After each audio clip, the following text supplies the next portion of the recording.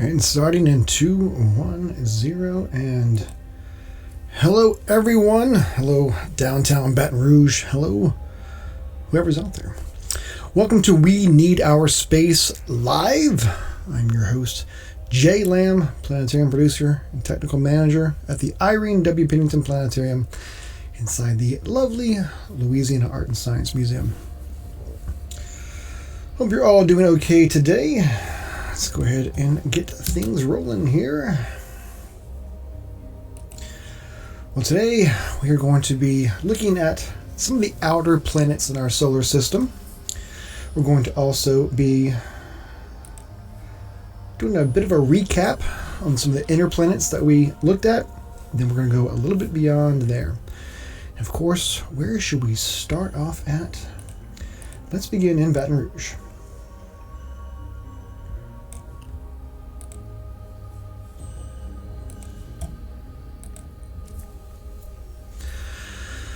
Here we are in Baton Rouge. The sun is almost about to set. This is some real-time data coming in here with the sun reaching the horizon. Here we are at the planetarium. Let me just make sure that you can see my cursor. Yes, you can. Planetarium's right there. We are at the old state capitol. At 12 o'clock today, we were at the new state capitol, I guess you could say. Then this is the old state capitol. The paperclip docks right there. Let's go ahead and cross over the Mississippi River here. Well, again, we are crossing the Mississippi River as if we were on some type of airplane.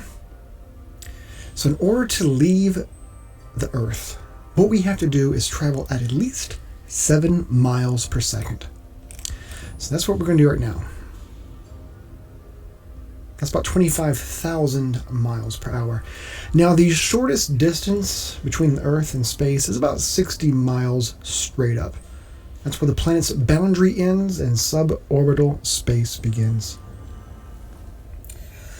Well, typically, NASA needs about 520,000 gallons of rocket propellant to send a 100-ton space shuttle and its cargo into space in just under 9 minutes. This is a virtual spacecraft. Weighs considerably less. We are traveling digitally, so we can go even faster than the laws of physics allow. So expect some magic to happen today. As I pull away from Louisiana and the Earth, we will begin to get some data sets piped in from the internet. We will soon see some clouds. There's Lake Pontchartrain. We'll visit that on the way back. Leaving our Earth here. Gulf of Mexico going. See the dark side there. Clouds being pulled in. And now when this happens, you have some of the missing data there. That is not the end of the world. That is just some data being missing from the internet. It's quite okay. It's quite all right. Let's just go ahead and continue to pull away from the Earth. I like to orbit around this way so that our orbital paths are in line. Well, what we see here is the blue orbit line of the Earth. The orange line right there represents the rotational path of the Earth. And then the lines behind us here are the other orbital lines, the other orbital paths of the other planets. Well, what I'm going to do now is last week we covered the inner planets. So I'm going to cover very briefly a quick recap of the inner planets. So we went to Mercury first. Let's go ahead and visit Mercury real quick just to take a look at what it looks like and just a few little details. I'm going to keep these orbit lines up because it makes our trip a little easier because we can see where we're going. If I took them off like that, it's kind of hard to see where we're at and where we're going. Well, here we are at Mercury. Whenever you look at Mercury, it looks a lot like our moon. It's covered in craters because it has been bombarded over billions of years with meteors and comets. Well, Mercury has a very large metal core. In fact, it is the most metal planet in the solar system. Big metal core and surrounded by a little bit of rock there. If we were able to get really close to Mercury like this, we could see the details slowly getting pulled in from the internet. Let's take a look at this crater here, just for fun. This is from the Messenger spacecraft that was sent over to Mercury, orbited many times, taking some pretty nice detailed pictures of the surface.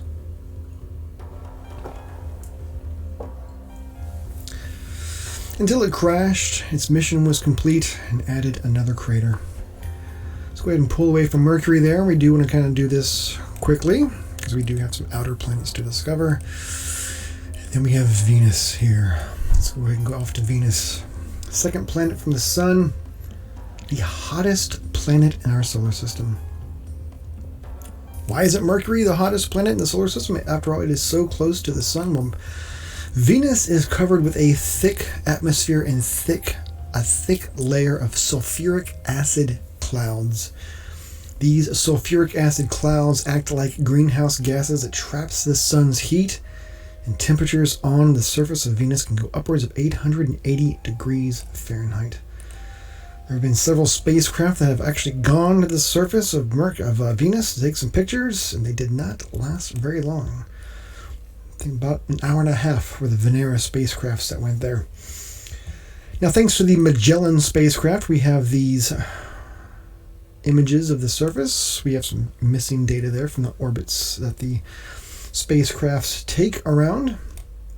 We can see how Venus is lined with all of these volcanoes. Thousands of volcanoes line the surface of Venus.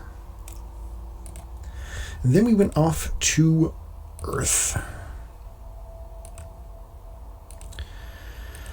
We know a lot about Earth, so all I really talked about last week was the atmosphere and how our place in the solar system and how our size not only enables us to host water, but to keep water, to keep a stable atmosphere, which helps us enable life on our planet.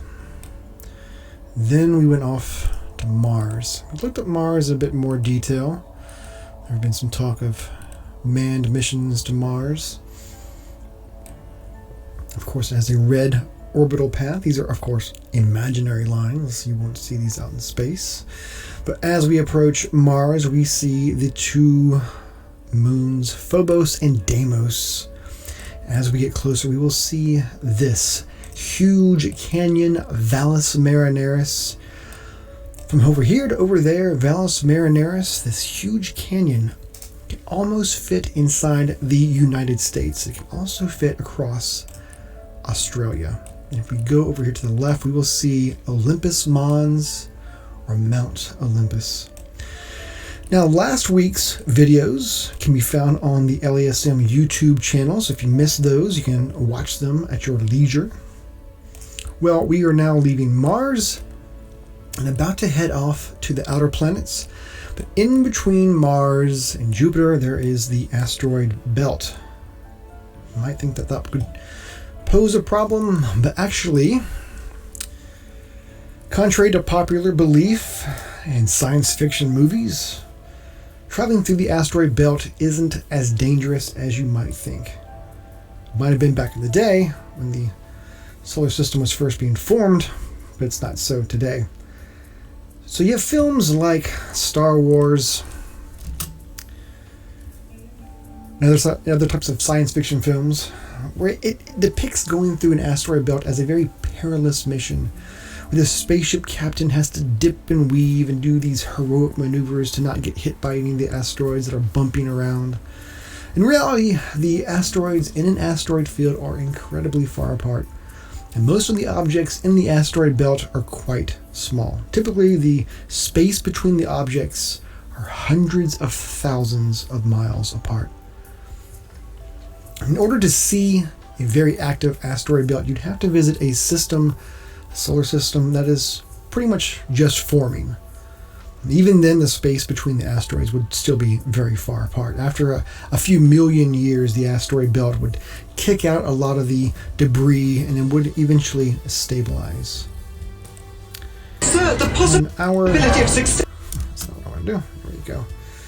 Now, in our asteroid belt, it is expected that a collision with some large object would occur once every 10 million years. So basically, as C-3PO from Star Wars said, the odds of successfully navigating through an asteroid belt.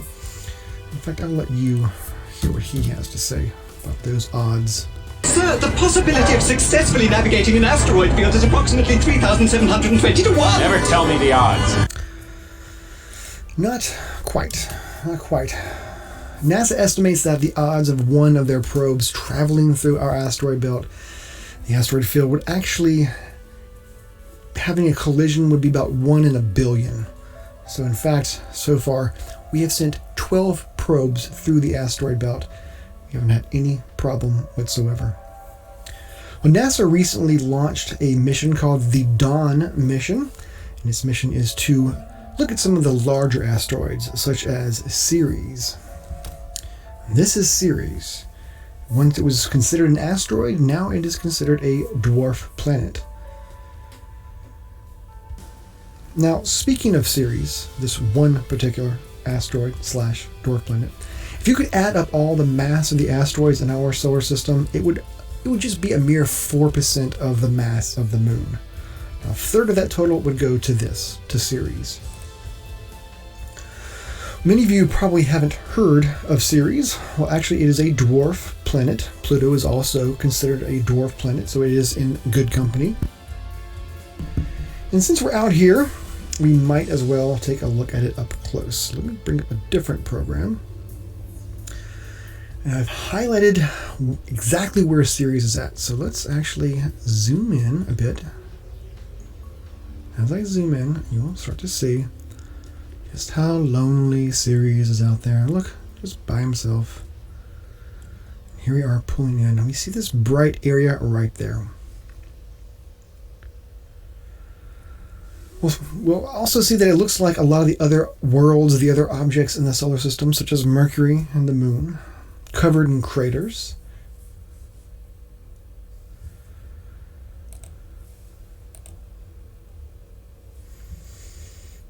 But it is also the only dwarf planet that is within the inner solar system. Now, it was upgraded from an asteroid to a dwarf planet, just like Pluto is now a dwarf planet. But Pluto is still about 14 times more massive. Now, Ceres is a strange name, spelled C-E-R-E-S. Strange name. It gets its name from the Roman goddess of corn and harvest. In fact, the word cereal also is derived from the same goddess. Well, Ceres is known for its ocular crater. You can see right there, this bright spot right there in that crater there. Well, it has these bright spots in it. Now, the Dawn space probe has revealed that these are probably salty deposits composed primarily of sodium carbonate, ammonia chloride, possibly from some briny water that boiled away into space. But scientists aren't quite sure where that water came from, possibly within the object itself, inside little crevices and cracks. But that, I believe, is enough on Ceres. We have some other planets to go to.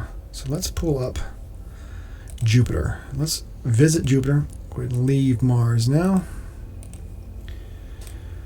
Go through the asteroid belt. Now, we are traveling faster than the speed of light to reach these objects.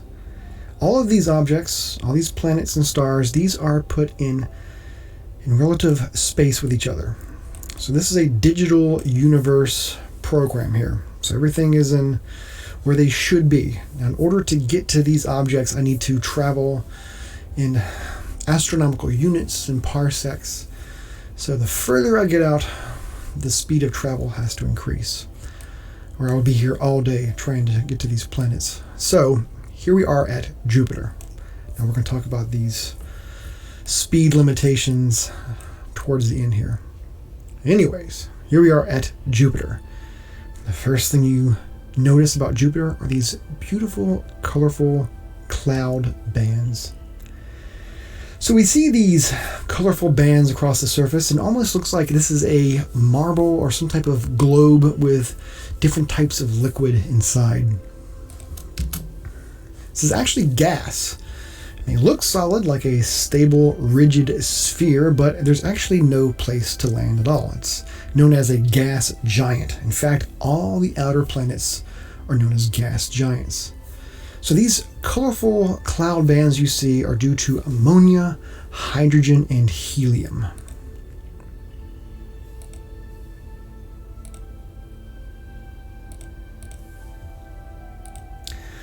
Of course, you'll notice also the Great Red Spot is the most distinctive feature on Jupiter. Where is he at? You over here? No, you're not over here? All right. Well, I will force you to come out because I do have the ability to change time. So let's move time forward a tad here. It's going to be right around the corner right now. Maybe not.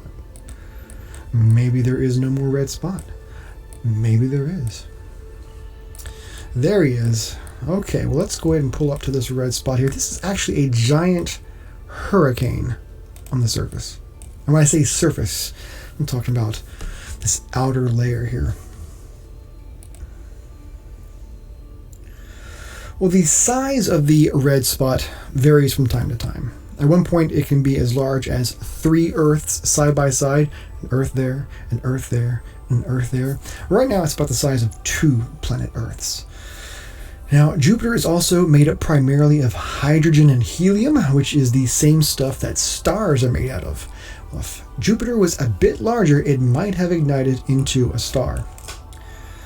So Jupiter is made primarily of gas, but it is believed that there may be a solid metal core about the size of planet Earth at its center.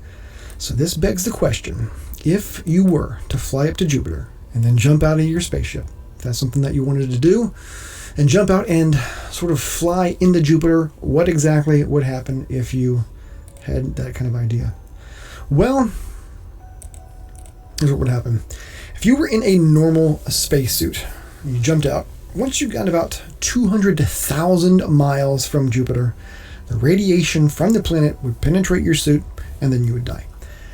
Now, if you had a special suit made of some strange substance that we don't quite know of yet, but if you had a special suit and you jumped down to Jupiter, you would start falling through the atmosphere at about 110,000 miles per hour, since the gravity on Jupiter is so much greater than it is on Earth. And you would keep falling and keep falling for about 12 hours. If your spacesuit could still withstand that, you would then see yourself within this colorful tornado, since Jupiter is covered with these fast-moving winds. And then, if you could keep falling, you would eventually find yourself within this layer of liquid hydrogen. And then if you could finally reach the core, you would be stuck on the core, since the pressure on Jupiter is millions of times the pressure on Earth. So no, it would not be fun to jump into Jupiter. Now, the images you see here, these are from the Juno spacecraft.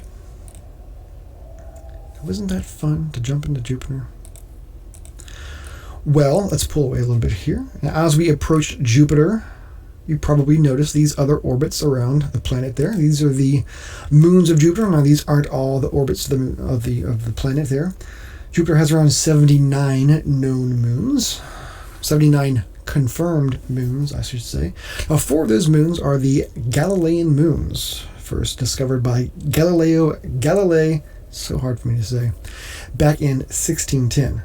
So last week we covered Europa, and we briefly discussed how Europa, Titan, and Enceladus might wake up one day whenever our sun in some 4 to 5 billion years grows to the size of a red giant star and balloons out to the orbit of Mars. This new proximity of the sun might wake up those 3 moons. So we covered those last week, so now I want to cover a different moon I think is particularly interesting to look at and to learn about. It's called Io.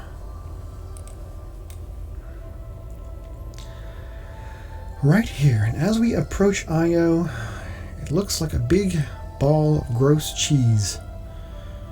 Here we are. And this is precisely where I wanted to end up, right there. Almost by what looks like a reddish orange letter C. Well, this area, this little ridge right there, is known as Pele. Pele is a volcano on Io. Now this reddish orangish deposit there, that is material that has been ejected from the volcano, from this vent right there, and then thrown out about 350 miles from that dark central vent. The Galileo spacecraft took the images used to see here back in 1996. But on the topic of Star Wars that we just referenced, Io might be the closest approximation of what a world like Mustafar from Star Wars might be like. Just covered in volcanoes, and it is the most volcanically active object in our solar system right now. Io, volcanically active moon of Jupiter. That means Saturn is next, so let's go up to Saturn. The rings of Saturn, leaving Jupiter behind. Again, traveling faster than the speed of light to get there. We see more of those moons of Saturn. Now, Saturn is known for its prominent ring system. Now, all the planets in our outer solar system have rings. Saturn's are the most prominent ring system. Jupiter, Uranus, Neptune, they all have rings, but theirs are much darker and fainter, harder to see. Like Jupiter, Saturn has many moons, 62 confirmed moons. But let's talk about these rings for a second here. They're about 175,000 miles from edge to edge. That's almost the distance between the Earth and the moon. Let me just wet my whistle here. Felt a sneeze coming on. 175,000 miles from edge to edge. That is almost the distance between the Earth and the moon. Now, the rings of Saturn are not solid. You cannot land on the rings. No. They're made up of billions of particles of rock, ice, dust. And the icy particles is what makes the ring system so reflective and noticeable. The rings are thought to be pieces of comets, asteroids, or shattered moons that broke up before they reached the planet, torn apart by Saturn's powerful gravity. And some of the particles are very tiny, and some of the particles are as large as a house. Now, last week, what happened there? Last week we talked about Titan and Enceladus, two moons of Saturn. But since I just brought up C-3PO, and since we just visited Io, which is a little bit like Mustafar from Star Wars, there's another little Star Wars reference I can make here, and that is a moon of Saturn known as Mimas, or Mimas. I've heard it pronounced different ways. So let's travel up to Mimas. Little tiny Mimas. As I approach, this is exactly what I wanted to see. Right there. Now, what does that look like to you? Looks a lot like the Death Star. A fossilized Death Star, almost, with that little laser dish that the Death Star would have. Well, this is Mimas, a small moon of Saturn. Now, this little area here, this is what is called the Herschel crater, named after the English astronomer William Herschel, which was first discovered in 1789. Now, Mimas is very small. It's about 123 miles in diameter. Covered in craters, just like so many other objects out here. Lacking in atmosphere. But we have some more planets to go to. So let's get away from Mimas, continue on our path, on our mission to view the outer planets. What is going to be next? Well, that's going to be Uranus. Now, if you're having a hard time remembering the order of the planets, you can remember the tried and true mnemonic of my very educated mother just served us nachos, or noodles, depending upon what you like. Well, you take every first letter of that sentence, my very educated mother just served us nachos, and that stands for each planet. My very educated mother, Mercury, Venus, Earth, Mars, just served us nachos, Jupiter, Saturn, Uranus, and Neptune. Easy way to remember the order of the planets using that device. Well, here we are at Uranus. What's the first thing you notice when you come up to Uranus? That hazy bluish color. Well, you might think that Uranus is so blue because it is so far away from the sun. It is so far away and it is so cold. Actually, the color of Uranus is due to the methane gas, the high amount of methane gas. So how does methane create this bluish color? I'm glad you asked. Here's how it works. The light from the sun is white light. This means it contains all the colors in the visible spectrum. Whenever you see a rainbow, you're seeing what happens when the light of the sun is refracted through the moisture droplets in the air. So that white light is broken up into the individual red, orange, yellow, green, blue, indigo, violet bands of the visible light spectrum. Well, the white light from the sun hits Uranus, and the methane clouds absorb. Let me just pause this right here. So the methane clouds here in Uranus absorb the reddish end of the spectrum, and then it reflects back the bluish end of the spectrum. And that's why we see Uranus with that bluish color.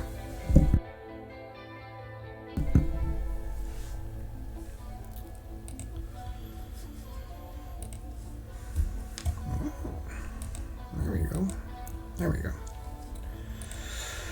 Here's a little fun fact about Uranus.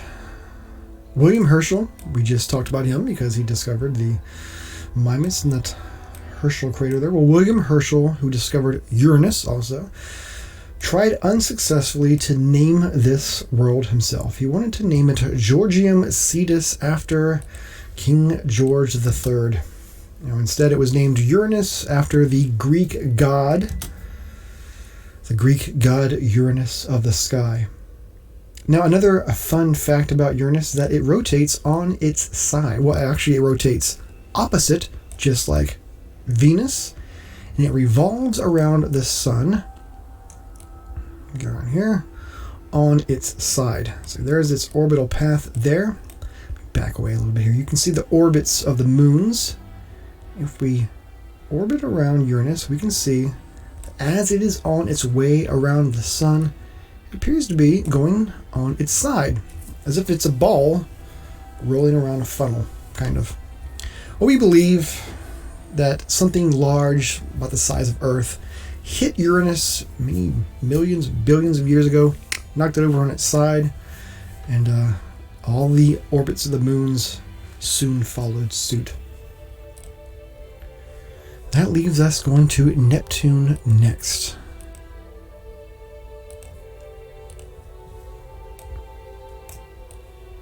Whoa. Alright, here we are at the very last planet. Probably saying to yourself, what about Pluto? Well, Pluto is a dwarf planet now. We will cover Pluto in a different video, a different live stream. Right now, this is exactly where I wanted to be. We're at Neptune, and again, what do you notice about Neptune? It's bluish color. Wonder why Neptune is so blue. Is it because it's so cold? No. It's because of the methane gas. Again, Uranus and Neptune are so blue because of the methane gas that is so abundant in its atmosphere. Well, we are now about 2.8 billion miles from the sun, and from this distance, it takes the light from the sun about 4 hours to get to Neptune. Now, there's a interesting little detail here. There's a couple of them actually. This dark spot looks like a bruise on Neptune. This is known as the Great Dark Spot. It's a storm raging on its surface there. Then you have these little white clouds. Then you have this small dark spot down there. But these are all storms. And the white clouds were nicknamed Scooter from scientists when they first observed these clouds. They appear to be going faster than the other storms, so they called them Scooter, and the name kind of stuck. Well, the Great Dark Spot has winds that reach around 700 miles per hour. Now, Neptune has the fastest winds in the solar system, upwards of 1,300 miles per hour. Now, the fastest winds on Earth were not tornadoes. By comparison, the Hurricane Patricia is the strongest 1-minute sustained winds on record. And that reached around 215 miles per hour, where this dark spot here is around 700 miles per hour. Other winds that around the poles there, and in other little areas that you see these different striations of colors, can reach up to 1,300 miles per hour. Well, Uranus was named after the god of the sky, and Neptune is named after the Roman god of the sea. So now, are we done with our solar system? Not quite, because there are a few other things that I can show you before we wrap things up. I'm going to center on the sun. I'm going to pull away a little bit. Now, I mentioned a couple times that we have been traveling faster than the speed of light. Now, as we are out here, we can see our solar system, all the orbit lines. Pulling up here very quickly, the Sun, Mercury, Venus, Earth, then you have Mars. Then you have the asteroid belt, then you have Jupiter, Saturn, Uranus, and Neptune. So at this point, if you look up here, the upper left-hand corner of the screen that I'm circling, we are now 10 light hours away from our Sun. It takes light from the Sun 10 hours to reach where we are at right now.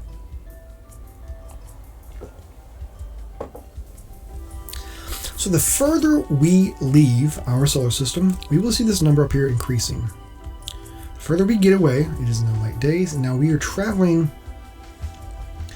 We're now traveling at in increments of light days, and then eventually we will start traveling in astronomical units.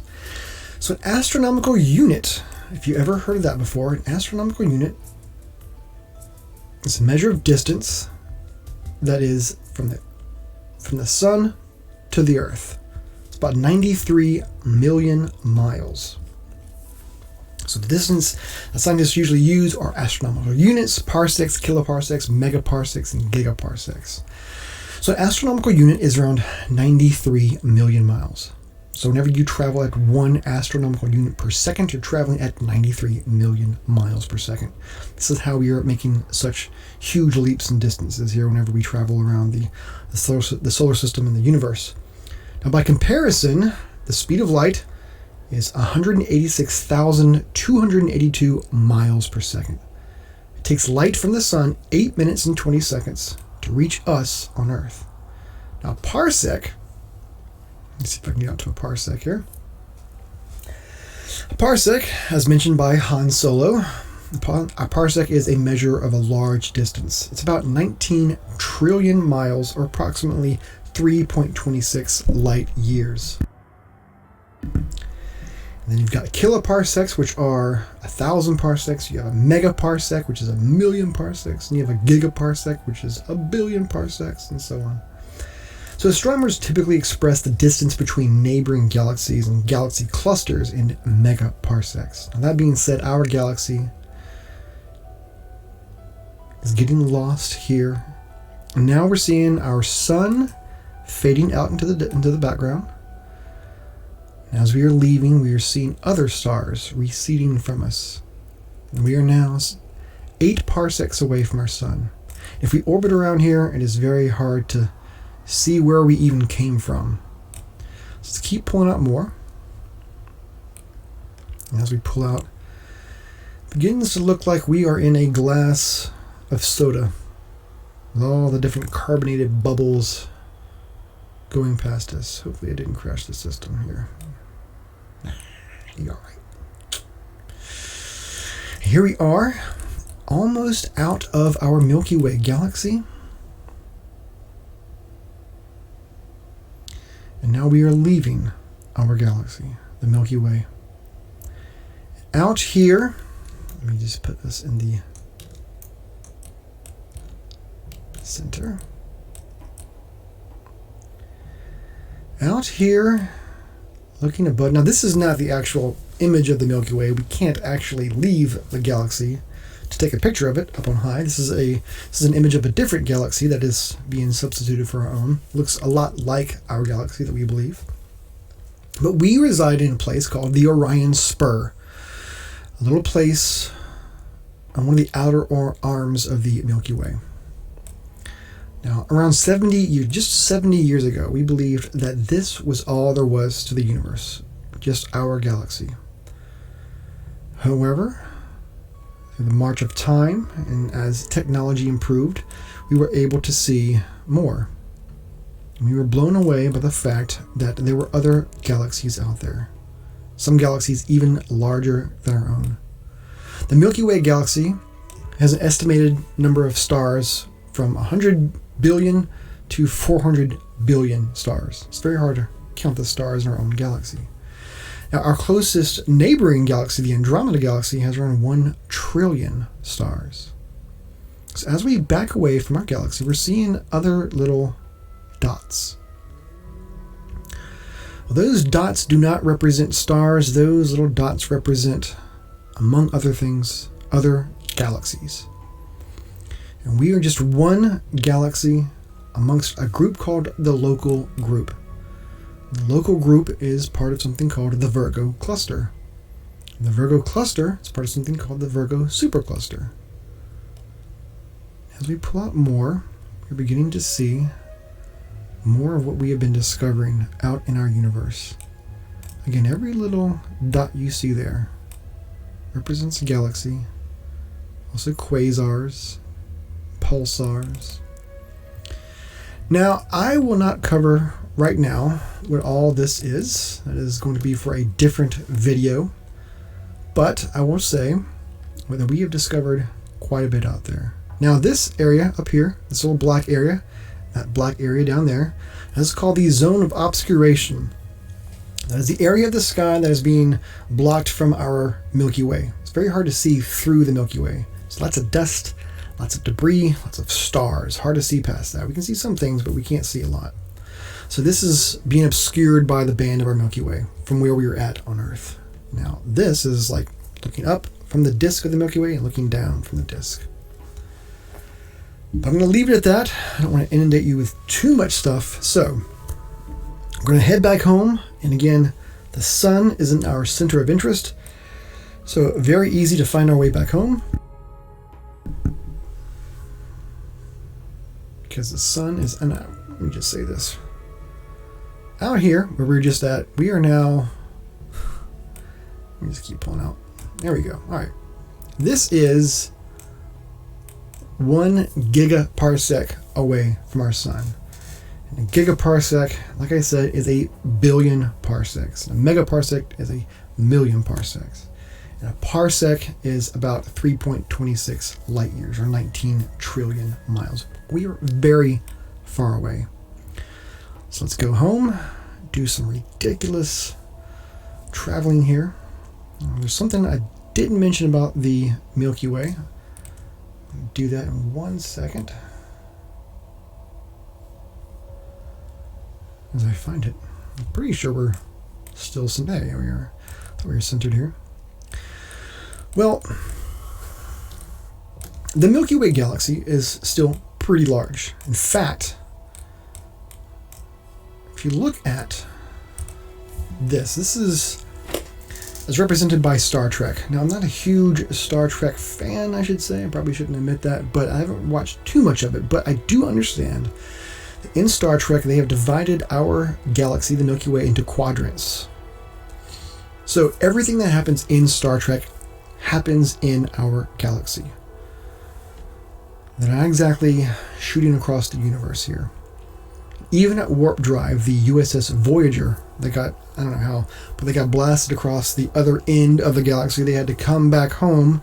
Even traveling at warp speed, it was going to take them about a lifetime just to get back home. So,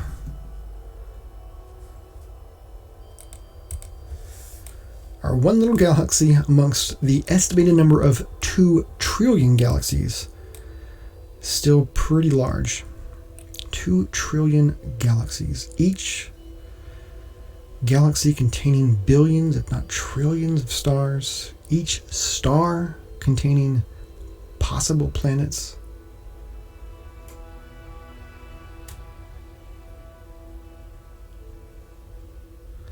We're heading home now. We are seeing our own planet, our own sun. Let me just recenter here. I'm going to center on the Earth now. So I'm going to show you how to find your way back home if you one day have your own spaceship. If you have your own spaceship, traveling back home, here's how to find your way back home. Let's orbit around here.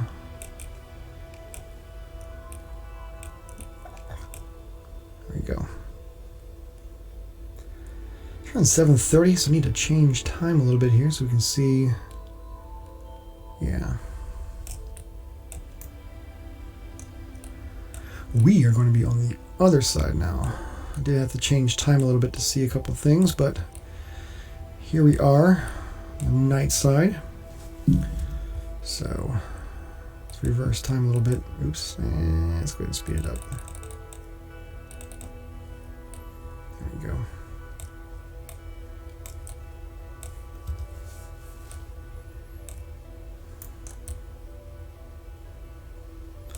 Did I just lose where I'm at?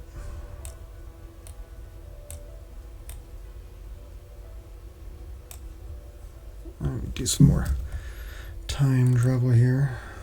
Ah, that's better. So this missing stuff here is really messing with me. First thing you have to find is you have to find North America underneath all these clouds here. Again, we got some missing data there. That's all right though.